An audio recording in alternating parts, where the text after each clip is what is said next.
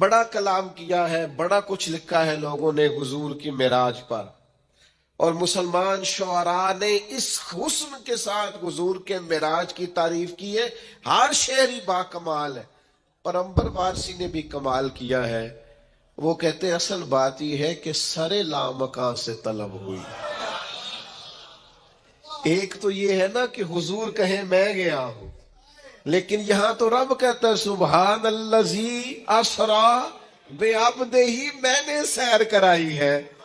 ایک تو یہ ہے نا کوئی جا کے کہے رب ارنی، میں تجھے دیکھنا چاہتا ہوں، اور ایک یہ کہ کوئی اپنے گھر میں آرام کر رہے ہو، سو رہے ہو، اور رب کہے کہ جائے نا جبریل ذرا محبوب کو لے کے تو آئے نا۔ تو عنبر وارثی کہتے ہیں سر لامکاں سے طلب ہوئی۔ ایک تو یہ ہے کہ یہ جائے، اور ایک یہ ہے کہ کوئی بلائے۔ فرماتے ہیں اصل مسئلہ یہ ہے کہ سر لامکاں سے طلب ہوئی، پھر سوئے منتہا وہ چلے نبی، کوئی حد ہے ان کے عروج کی؟ اب پھر کوئی حد ہے ان کے عروج کی؟ سر لامکاں سے طلب ہوئی، سوئے منتہا وہ چلے نبی، کوئی حد ہے ان کے عروج کی؟ بلغ الغلاب، سبحان اللہ، اور قربان جائیں یہ حد کر دی۔ اس شخص نے بھی بات کرنے کی، کہنے لگے تمہیں پھر بتاؤں لوگوں ہم اتنا حضور کا ذکر کیوں کرتے ہیں؟ دیکھو نا ہماری بھی تو کمائی، دیکھو نا ہم نے بھی تو کمائی کی ہے نا۔ ہم سے لوگ پوچھتے ہیں کمائی بتاؤ، تو ہم نے بھی تو کمائی کی ہے نا۔ میں اپنی حیاتی تو قربان تھی وہاں، ساری محمد محمد پکیندے گزر گئی۔ ہم نے بھی تو بھائی کوئی کمائی کی ہے نا۔ تو کیا کہتے ہیں عنبر وارثی؟ کہتے ہیں میرا دین عنبر وارثی، میرا دین عنبر وارثی۔ سنو میرا مذہب، میرا عقیدہ، میرا نظریہ، میری سوچ، میرا دین عنبر وارثی بخدا ہے عشق محمدی، اور میرا ذکر و فکر ہے بس یہی صلو علیہ وآلہ۔ نبی پاک صلی اللہ تعالی علیہ وسلم کی تشریف آوری نے ایک ایک ذرے پر احسان کیا۔ حضور سے ایک ایک نگر، ایک ایک پتا فیضیاب ہوا، لیکن بعض چیزیں ایسی ہیں جنہیں خصوصی طور پر سرکار نے نوازا۔ بعض معاملات پر خاص کرم نوازی حضور نے فرمائی۔ ایک اہم مسئلہ ہے عقیدے کا مسئلہ۔ جس بندے کا کوئی عقیدہ نہیں نہ ہوتا، کوئی نظریہ نہیں ہوتا، کوئی اس شخص کا خاص مزاج نہیں ہوتا، سمجھنے والا، ماننے والا، وہ بندہ بھی بیچارہ کوئی زندگی کا لطف نہیں اٹھا پاتا۔ اس کا کوئی نظریہ ہی نہیں ہے، کوئی سوچ ہی نہیں ہے، کوئی اس کی فکر ہی نہیں ہے اس نے کس طرف جانا ہے۔ عقیدہ نہ ہو بندے کا، یعنی دنیا میں معاذ اللہ کچھ ایسے لوگ پائے جاتے ہیں جو سرے سے اللہ تعالیٰ کوئی نہیں مانتے۔ زندگی کیسے گزرے گی؟ وہ اپنی توجہات کا قبلہ کسے بنائیں گے؟ اور پھر دنیا میں کچھ لوگ ایسے گزرے جو کئی کئی خداؤں کے قائل، کئی، اور پھر اہل عرب کا تو یہ حال کہ 360 بتوں کے سامنے جھکتے۔ مجھے بتائیے جس بندے کو یہی خبر نہ ہو میرا خالق اور مالک کون ہے، جس کو یہی پتہ نہ ہو کہ میرا رزق کہاں سے آتا ہے، میں نے مانگنا کہاں سے، جسے یہ خبر ہی نہ ہو کہ میری دعاؤں کا رخ کس طرف ہونا چاہیے، اس کی بھی کوئی زندگی ہے؟ نبی پاک علیہ السلام نے سب سے بڑا احسان یہ فرمایا ہے کہ ہمیں عقیدہ توحید سکھایا ہے۔ حضور نے ہمیں ہر جگہ سے چھڑا کے رب کریم کی بارگاہ میں سجدہ کرنے کا حکم دیا ہے۔ عرب کے لوگ جو تھے وہ بڑی بڑی وہم کا شکار تھے، بڑی بڑی اوہام پرستی کا شکار تھے۔ یہ آج کل بھی وہم بہت زیادہ ہے نوجوانوں میں، یعنی کوئی فیصلہ پکا ہے ہی نہیں، کوئی پکی بات ہی نہیں کرتے، یہ کر لوں کہ نہ کروں، اگر آپ کہتے ہیں تو کر لیتا ہوں، ویسے اس میں فلانی فلانی کمزوری بھی ہے، اور اگر میں نے نہ کیا تو فلاں فلاں مشکل بھی ہے۔ بھئی جس بندے نے قوت فیصلہ ہی نہیں پائی، اس نے ارادہ ہی پکا نہیں کیا کہ اس نے کدھر جانا ہے، تو وہ سفر کیسے کرے گا؟ سفر تو اس بندے کا مکمل ہوتا ہے جو سفر شروع کرتا ہے۔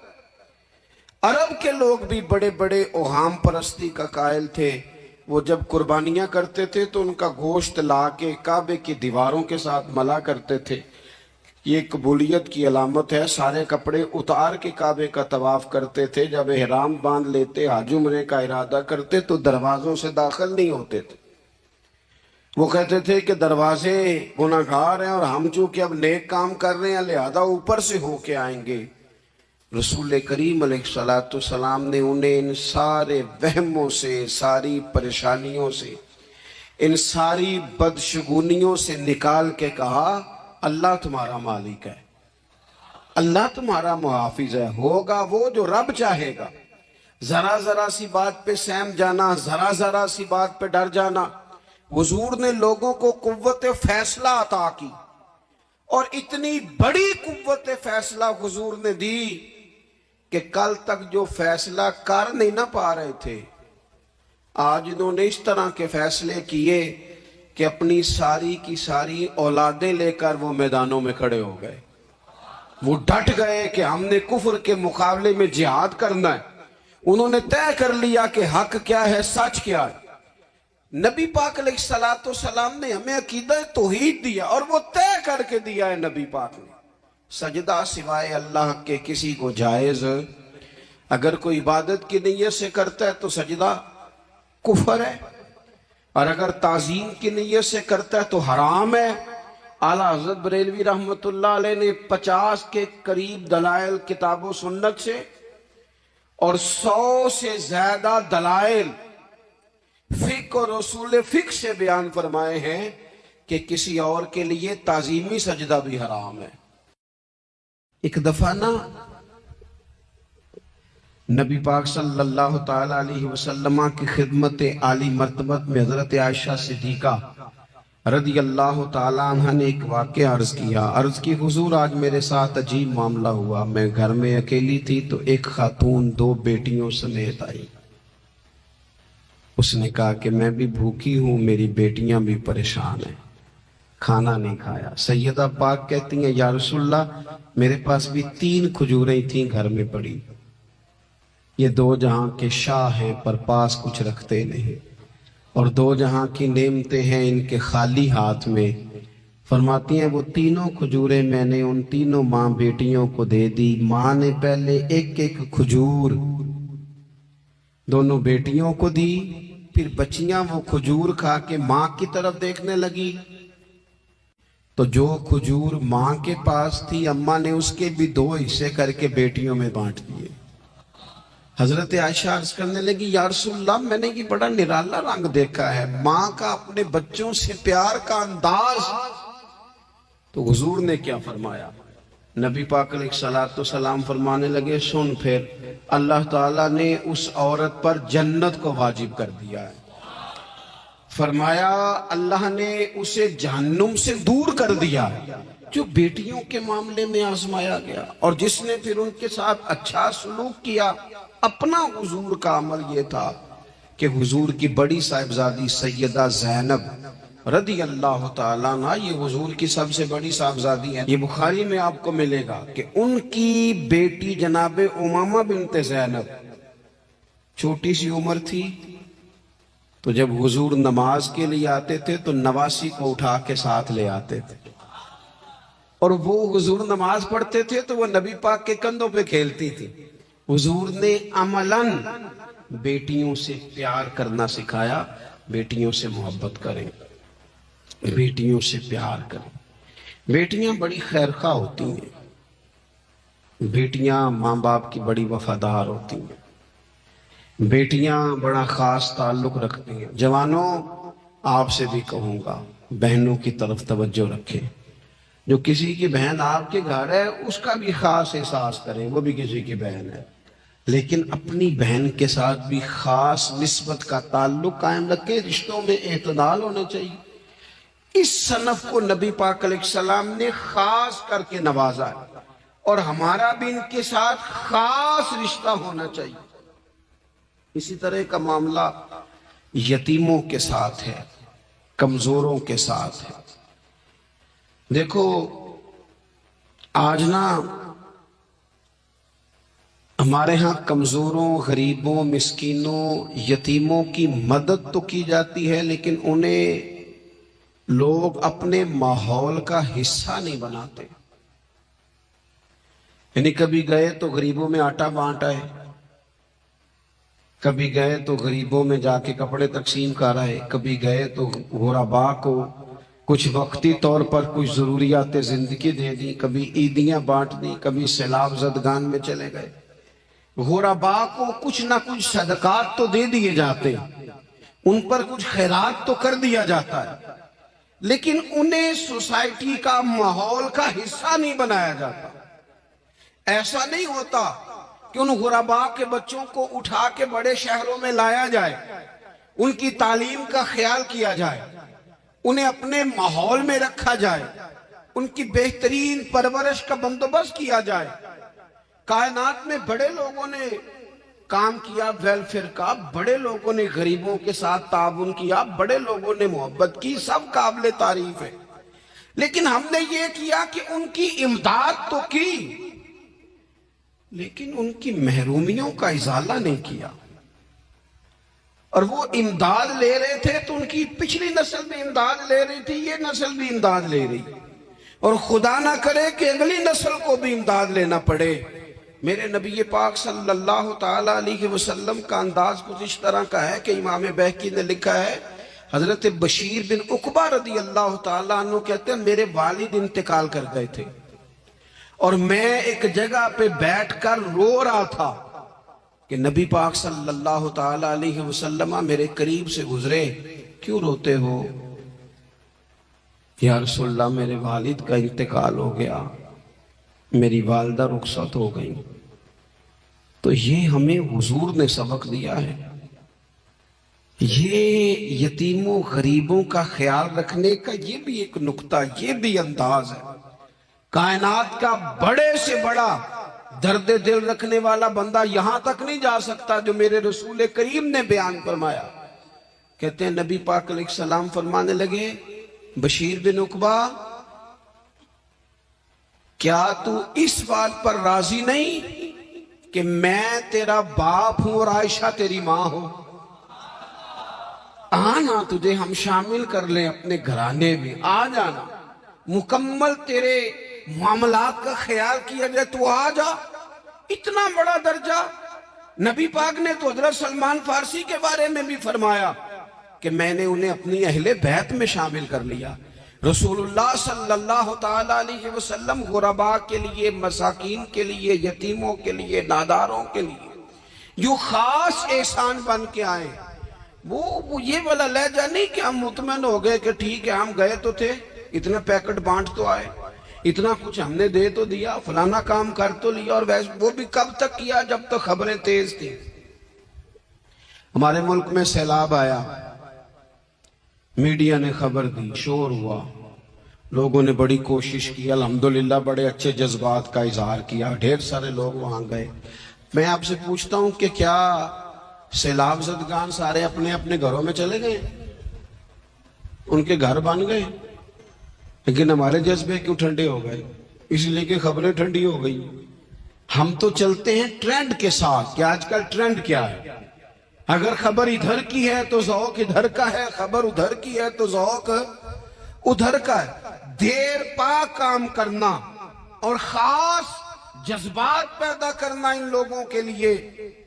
حضرت سیدنا عبداللہ بن ابی اوفا رضی اللہ تعالیٰ عنہ روایت کرتے، ایک یتیم بچہ آیا تھا،